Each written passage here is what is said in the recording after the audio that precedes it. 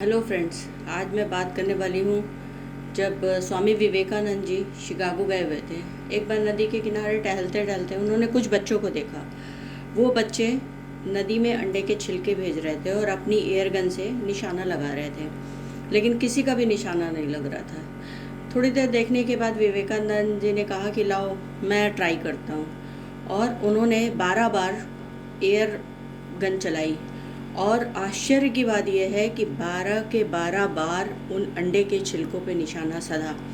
सारे बच्चे आश्चर्यचकित थे कि कैसे पॉसिबल है, क्या आपने कितने सालों से शूटिंग कर रहे हैं, आप क्या जानते हैं, वगैरह वगैरह बहुत सारे क्वेश्चन आ गए उनके लिए।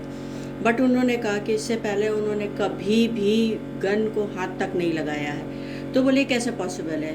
उन्होंने कहा इसका सिर्फ और सिर्फ एक ही सीक्रेट है कि आप अपने मन को एकाग्र करो। आपको कुछ और दिखेगा तो वो चीज़ नहीं पॉसिबल है। वैसे ही ये चीज़ हमारे कामों पे भी है।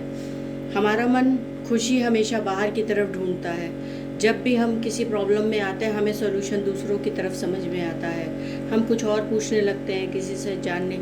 कभी हम बैठ के आराम से अपनी प्रॉब्लम्स के बारे में नहीं सोचते, हम उनसे भागते हैं। तो हमारा मन कंट्रोल ही नहीं होता है कभी। और मन कंट्रोल नहीं होगा तो कोई भी काम हम साध्य नहीं सकते। अगर मन साधना है तो बहुत इम्पॉर्टेंट है कि हम खुशी बाहर नहीं ढूंढें, अंदर ढूंढें, अपने काम में ढूंढें, ध्यान लगाएं, ध्यान केंद्रित करें, और उसमें ही खुशी जब महसूस होगी उस काम को करने की, तभी आप फोकस हो पाएंगे। आज के लिए इतना है, कल फिर मिलते हैं। तब तक के लिए धन्यवाद।